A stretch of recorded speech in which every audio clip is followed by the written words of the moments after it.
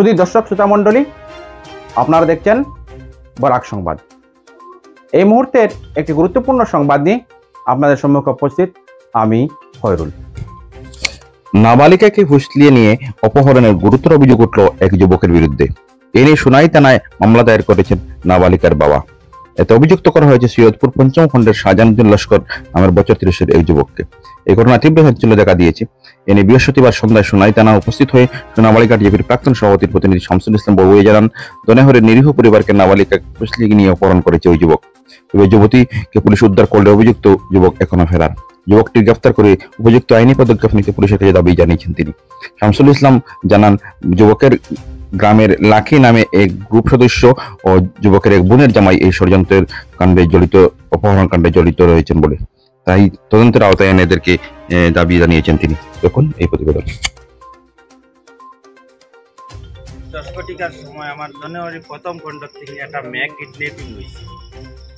সঙ্গে সঙ্গে মেয়ের বাবা আমারে যুগে জানাইছেন আমার শরীর অসুস্থ থাকার কারণে আমি থানাত আইতাম পারছি না, কিন্তু মেয়ের বাবারে আমি সঙ্গে সঙ্গে থানাত পাঠিয়ে দিছি এবং থানাত একটা লিখিতভাবে এজাহার দাখিল করছি।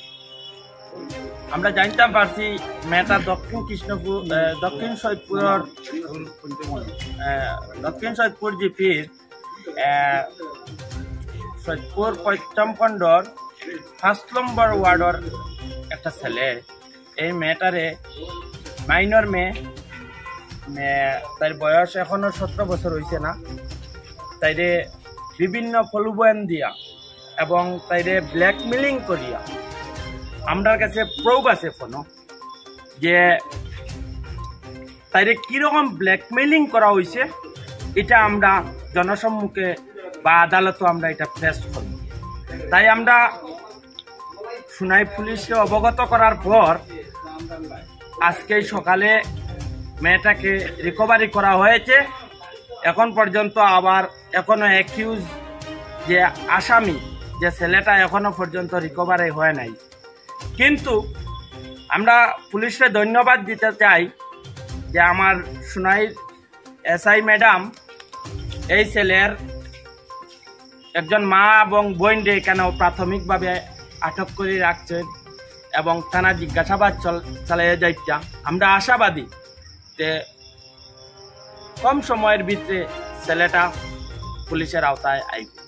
আমরা দাবি রাখি আর এই যে বাল্য বিবাহের পিছনে একটা সিন্ডিকেট রাজ্যের সোনাই সৃষ্টি হয়েছে, তার একটা জ্বলন্ত উদাহরণ এইটা।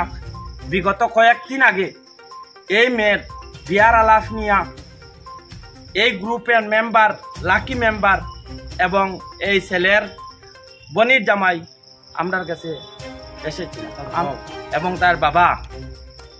কিন্তু আমরা এই মেয়েটা মাইনর কারণে আমরা অস্বীকার করেছি যে এখন তো তাই প্রাপ্ত বয়স হয় নাই, তাই আমরা এখন বিয়ে দিতে পারব। তাই এই বিয়ে না দেওয়ার আক্রোশ মিটাতে এই লাকি মেম্বার এবং তার বনির জামাই সম্পূর্ণ সহযোগিতা করে একটা কাণ্ড যে আজকের যে ঘটনা করেছে সেটার সম্পূর্ণভাবে দায়ী এই লাকি মেম্বার এবং এই ছেলের বনির জামাই। তাই আমি কাছাড়ের এসপি মহোদয়ের কাছে অনুরোধ রাখছি যে এই দুইজনকে লাকি মেম্বার এবং ছেলের বনির জামাইরে তদন্তের আওতায় আনিয়া যদি জিজ্ঞাসাবাদ করা হয় তাহলে এই ঘটনার সম্পূর্ণ তথ্য বের হয়ে আসবো। আমরা আশাবাদী, আমরা পুলিশের উপরে আস্থা আছে, ভরসা আছে, প্রশাসনের আছে, আমরা ভরসা আছে। এই বলি আমরা দাবি রাখি আর আজকের রাতকের ভিতরে আমরা আসবারই হয়েছে মেয়েটা রিকভারি করিয়া এখনো উজালাত পাঠানি হয়েছে। তাই ছেলে এখনো রিকভারি হয় নাই, তাই আমরা আশাবাদী রাখছি আর কি কম সময়ের ভিতরে তো ছেলেটা রিকভারি হইব। আর এই আসল এই ঘটনার যারা নায়ক কে বা কারা, এই বাল্য বিবাহর আলাপ নিয়ে একজন প্রতিনিধি হয়ে কীরকম আসলেন এবং মেয়ের বনির জামাই আসলেন এবং বাবা আসলেন, এটার রেশ মিটাতে না মিটাতে এই যে কিডন্যাপিং ঘটনা ঘটাইছেন, তা আমরা তীব্র ভাষায় নিন্দা এবং ধিক্কার জানাই তাদেরকে। যে একজন অভিভাবক হিসাবে আসাম গভর্নমেন্টে আমরা স্যালুট জানাই, ধন্যবাদ জানাই।